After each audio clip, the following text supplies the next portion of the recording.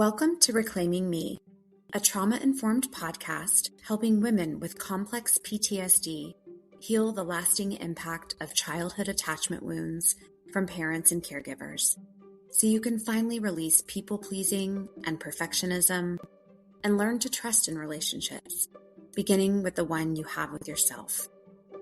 I'm your host, Cindy Payne, therapist, trauma specialist, and a woman who has walked this path both personally and professionally. Hello, everybody. Welcome back to Reclaiming Me. This is part 2 of our Ask Me Anything series. And so if you haven't listened to part 1 yet, I would go back and catch that first because we covered dating, attachment, and the freeze response. And today really builds on some of that same foundation. So quick reminder before we start that there is still no midweek reframe this week. I am right in the middle of returning from moving my twin sons into college and then getting myself resettled back in my new state of California. New home, new season of life all at once. So this Ask Me Anything series is really getting the full spotlight for now. But I'll be back to our usual Monday and Wednesday rhythms soon.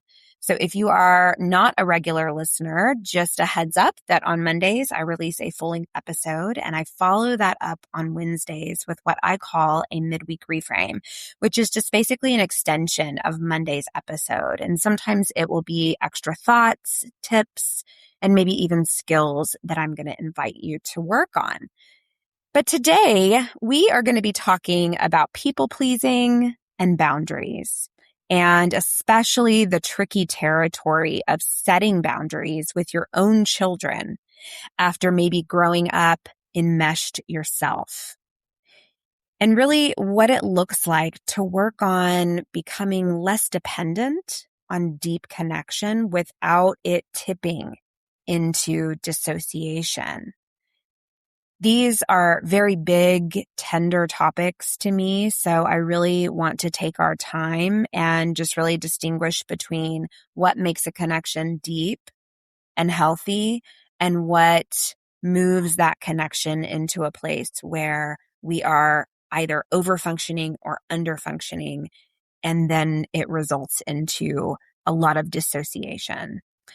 So thank you again to those who sent in some questions about CPTSD. I really appreciate you taking the time, and I just know that it's going to hopefully make other people feel seen and perhaps answer some of the questions that they also have as well. So this first one says, what do I say to my kids when my own mother told me too much?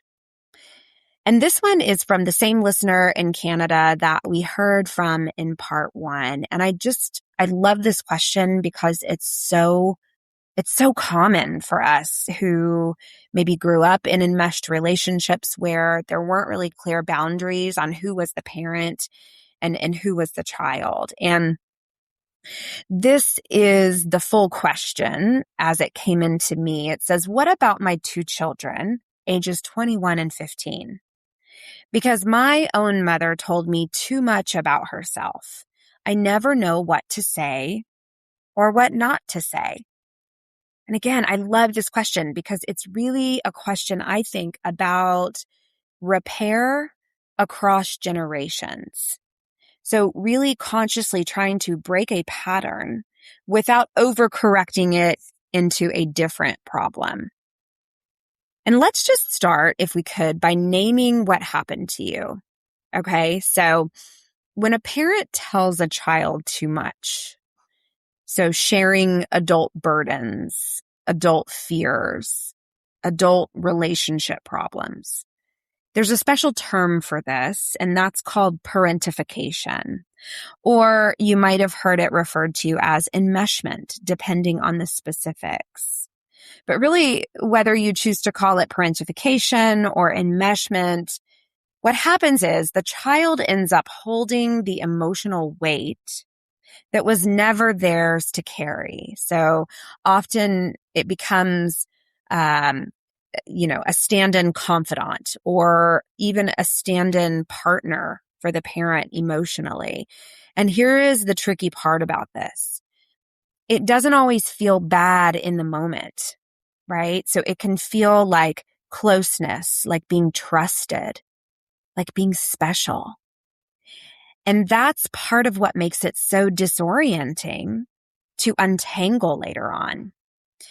So I love this question because now that this listener is a parent herself and she's scanning every conversation with her own kids and asking, is this too much?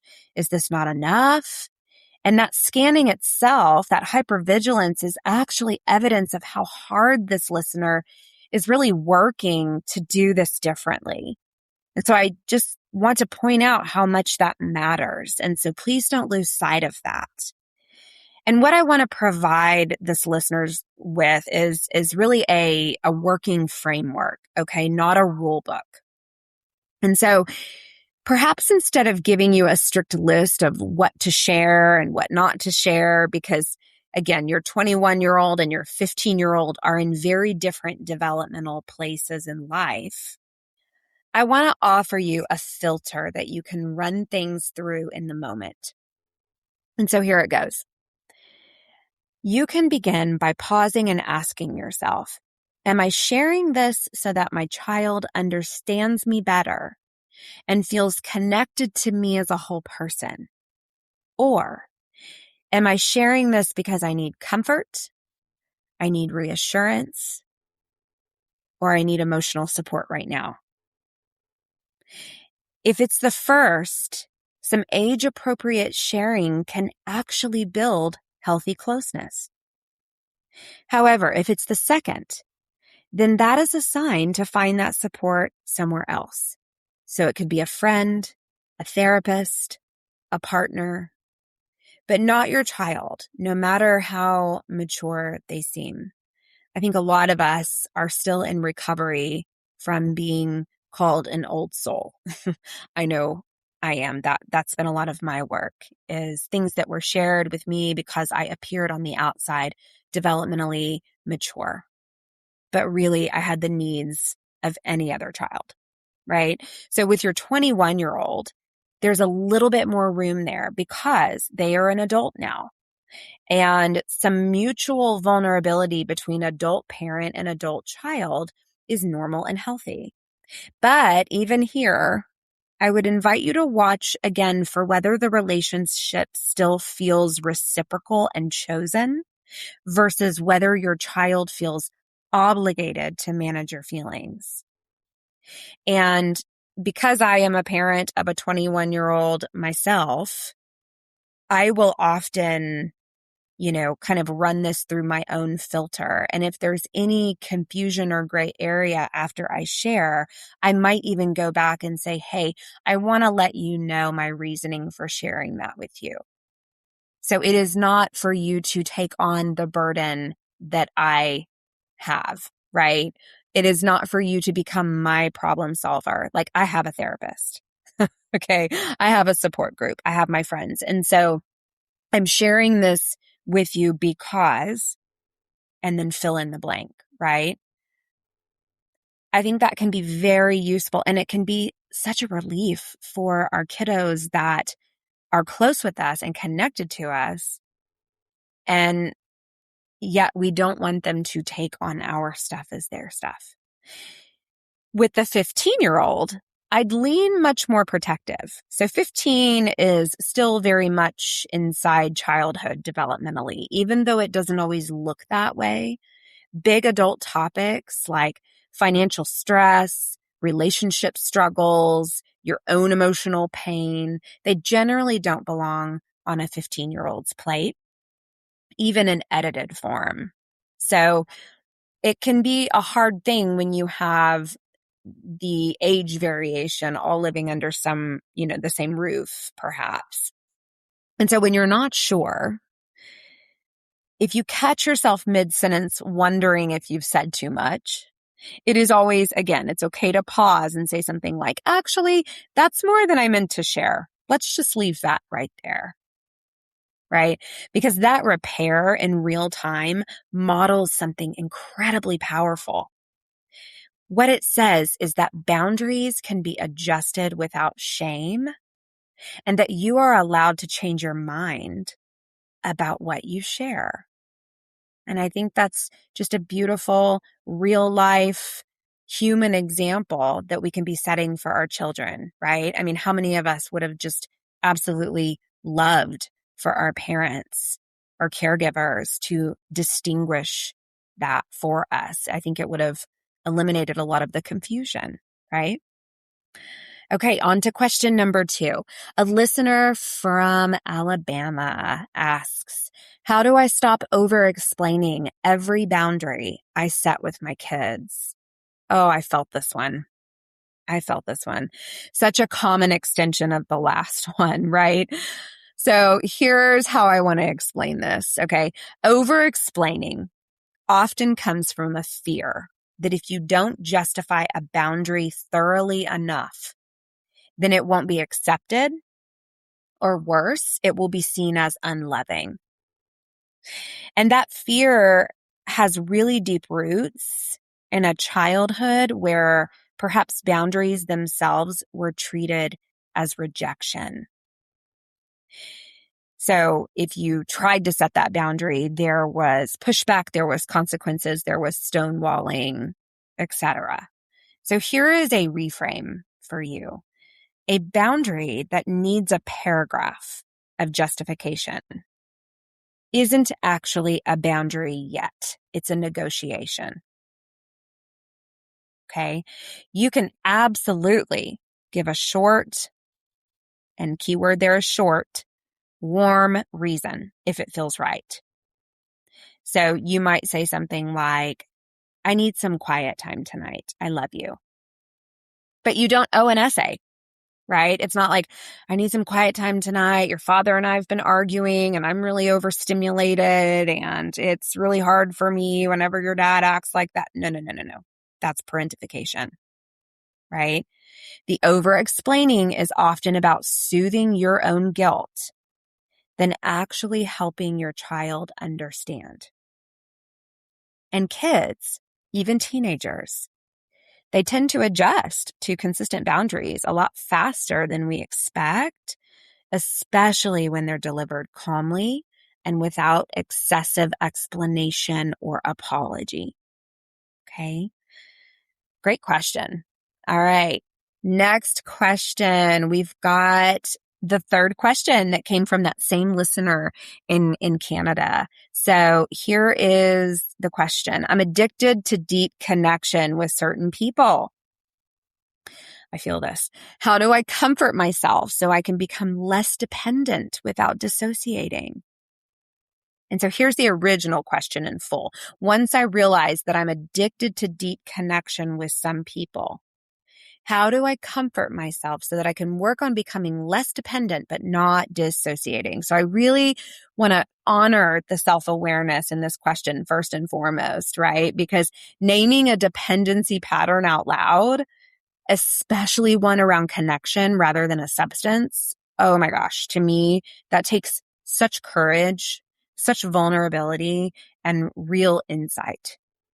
And so let's talk about why deep connection can become something that we become dependent on in the first place. If early attachment was, let's say, inconsistent or maybe unpredictable, or again, if you were parentified, like we talked about earlier, then deep connection with another person can become really the primary way that your nervous system learned to regulate, right? So not a preference, but it was a survival strategy. So being deeply connected to someone doesn't just feel good, right? It can feel like the only reliable way to feel calm, safe, or real. So when you start pulling back from that dependency, and this is really important to understand, it's not just an emotional adjustment that's happening, but it can feel like your nervous system's main regulation tool has been taken away from you. And that is often exactly where dissociation shows up, right? Because what is dissociation? Dissociation is itself another survival strategy. So it's a way to really check out when things are beginning to feel like too much to stay present for. So how do you comfort yourself then without leaning fully on either the dependency or the dissociation? And I think what we're talking about here is more of an interdependence versus a dependence. So think of it like interdependence is healthy. It's reciprocal. I depend on this person. They also depend on me for some things, but it goes both ways.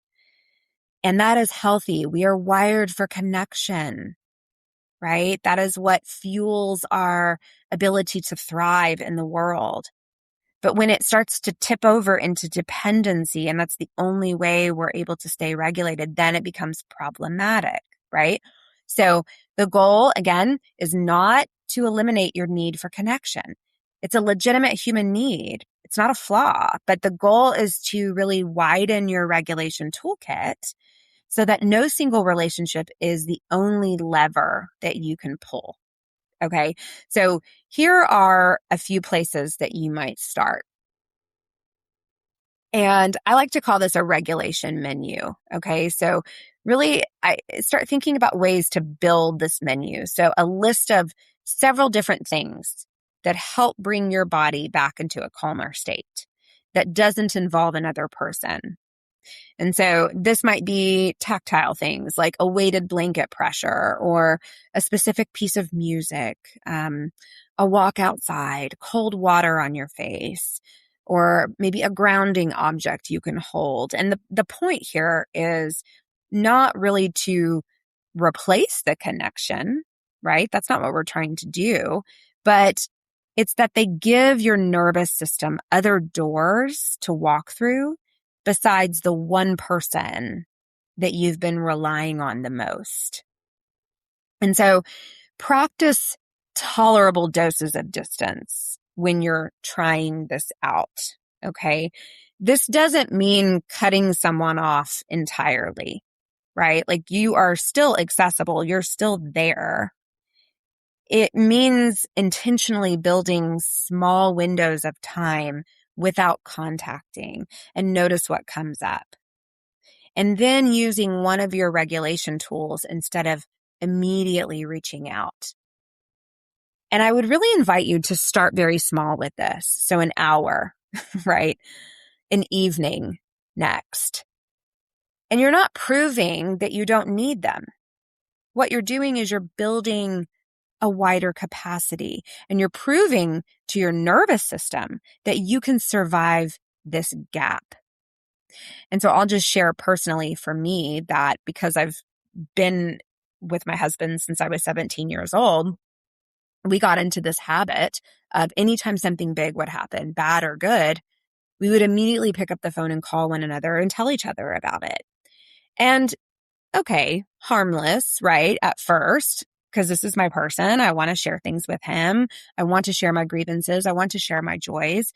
But what happened over time is there was this real dependency that started to form. And it was almost like if I couldn't get his immediate feedback or thought about that very thing in that very moment, then I might spiral or I would just kind of freeze and shut down. And then when he got home from work later that day, it was like I would just unload everything. And he's like, whoa, like I just walked in the door, right? And so I still wanted to remain in this interdependent relationship and back off some of the dependency. So what did that teach me? It taught me that I really needed to expand my toolkit on how I was going to engage in the world and really ground and anchor myself when something unnerving was happening first so that I could build that self-trust inside of myself. And then I could start to share in little small doses.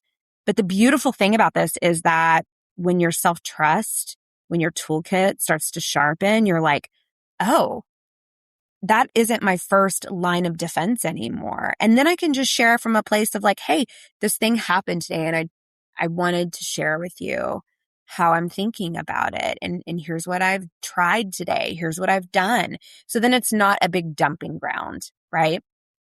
And so I'm going to ask you again, get curious about the dissociation itself rather than fighting it. And this is hard work, you guys. So when you notice yourself starting to check out, instead of immediately rushing in to criticize it or judge it, you can gently ask, what am I trying to get away from right now?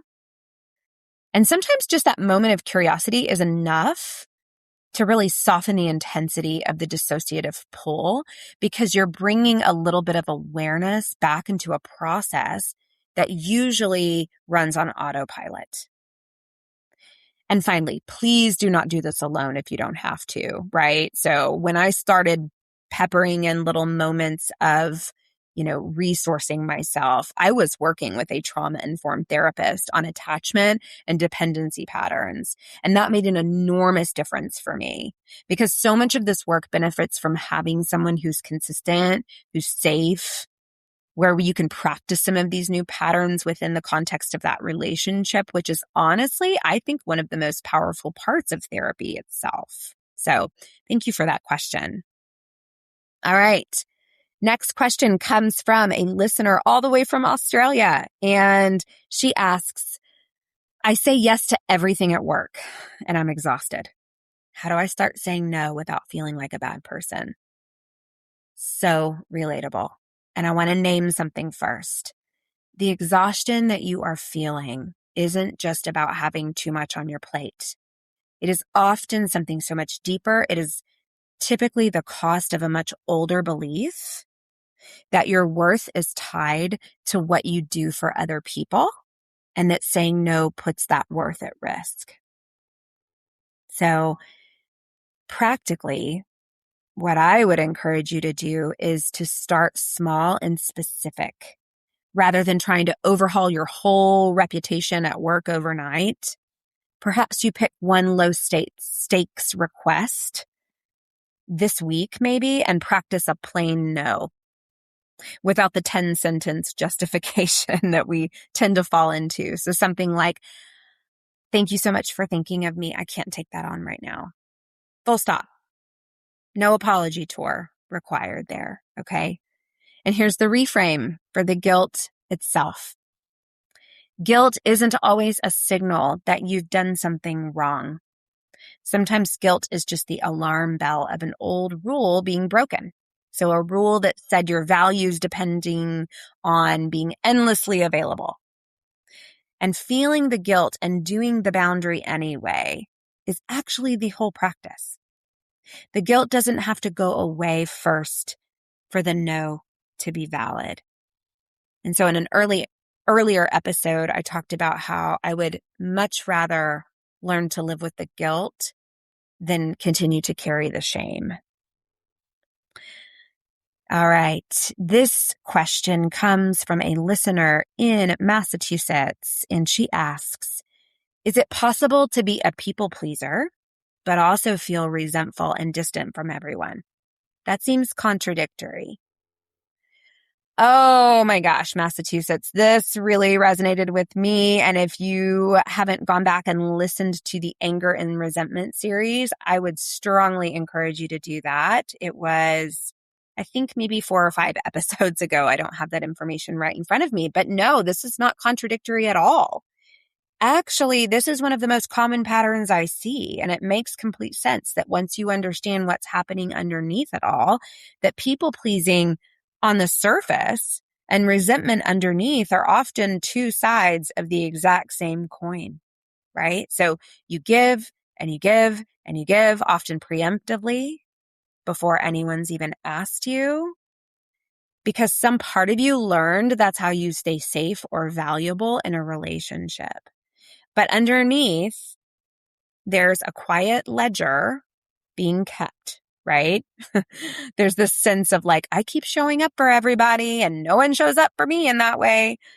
And that ledger builds resentment And resentment left unspoken, what does it do? It turns into this emotional distance because it feels safer to quietly withdraw than to risk a direct conversation about what you actually need. And the way through this, okay, is not to stop giving. It's to start giving from choice rather than fear. And to get much more honest out loud about what you need instead of hoping someone will notice on their own. And that is a slow, sometimes tedious, but very brave practice. But it is also the thing that actually closes the gap between the pleasing and the resentment. And just small little story about this so that you will know that I don't think we ever reach like the finish line where we're like recovered fully from this. I don't know, maybe we do, but for me, I'm still working on it. I was in Target this week and I'm seeing all the aisles with the dorm supplies and all the things that our college-bound children just absolutely cannot live without.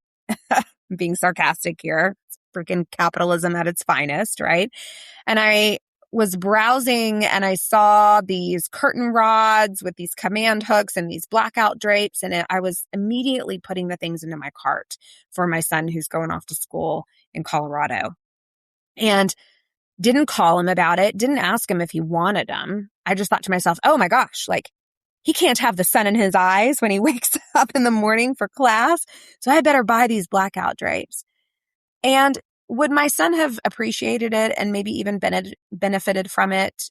Sure, but did he ask me for it specifically? Did I have a conversation with him about it? Has he already talked to his roommate about it?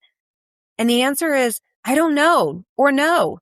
No, we haven't talked about this. And I don't know what he's discussed with his roommate. And so I was so proud of myself. I took the curtain rod and the curtains and I put them back on the shelf. And I thought to myself, you know what?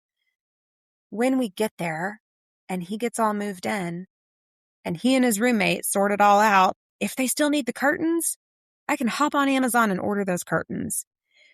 But older me would have just bought the curtains and painstakingly tried to put them up and level them without any support, and then been pissed off when no one says thank you for thinking of me with the curtains, right?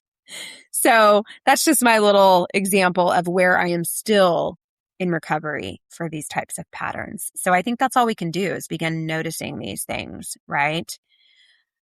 And I want to name something clearly, that people pleasing isn't about being too nice, right? Again, it goes back to an old story, an old survival strategy that often develops when a child learns that their needs, opinions, emotions caused conflict, rejection, or they were simply too much for the adults around them to hold. And so as a child, we adapt by becoming easy, agreeable, low maintenance, attuned to everyone else's feelings before our own. And that strategy follows us all the way down to the aisles of Target when we're in adulthood, showing up as, over-functioning and then over-explaining our boundaries, over-sharing with our children. We're becoming dependent on deep connection because staying close to someone always felt safer than risking their disapproval. And so the work isn't to become less kind or caring. It's really more about separating your kindness from your fear. Kindness offered freely, it really looks different in your body and feels different in your body than kindness offered out of fear of what happens if you don't. And one feels like constriction and one feels like expansion. So here is a practice that you can start this week. One time a week, okay? Notice one moment where you are about to say yes, or maybe you're about to explain yourself, or maybe you're about to share something out of habit. But I want you to pause for just a few seconds before you do it. And in that pause, ask yourself, am I doing this because I really genuinely want to, or because I'm afraid of what will happen on the other side if I do not? And you don't have to change your answer. Sometimes the honest answer is still yes, and that's fine. Okay? The point of this practice isn't to overhaul your life in a week. It's to start building the muscle of noticing the difference, because that noticing is where all real change eventually begins. So that's it. That is part 2. And that wraps up this Ask Me Anything series. I'm so appreciative to everybody who sent in questions, and especially to the listener whose questions shaped both of these episodes. I really hope you feel seen. And this was really fun. So I'd love your feedback on this. And if you have more questions, feel free to send them in. I'd love to do some more Q&A segments like this one. And again, just one more reminder that there's no midweek reframe this week while I finish getting my boys settled and myself settled into life back here in California. But after this, we're going to be returning to our regular rhythm, full-length episodes on Mondays and shorter midweek reframe episodes on Wednesdays. So thank you for your patience through this transition. And honestly, thank you for being the kind of community that makes it feel okay to take the time that I need. And if these episodes have helped you, please subscribe, leave a review, and share with somebody who might need to hear them. And I will see you all back here next week for another full-length episode. Thanks, everybody. Take care. Thank you for spending this time with me today. I hope you leave feeling a little lighter, a little more grounded, and a little closer to trusting yourself and your inner experience. If this episode resonated with you, please follow or subscribe so future conversations can meet you when they're needed. And if someone came to mind while you were listening, consider sharing this episode with them. That's one of the ways this work reaches the people who need it the most. You can find me on Instagram at Cindy Payne Rooted, and you can also visit me at cindypayne.com, where you'll find all episode links, blog posts, practice updates, and a free people-pleasing style quiz designed to help you notice your patterns with more compassion. And remember, every small step towards healing, self-trust, and presence matters. You are worthy of this journey. Thanks, everyone.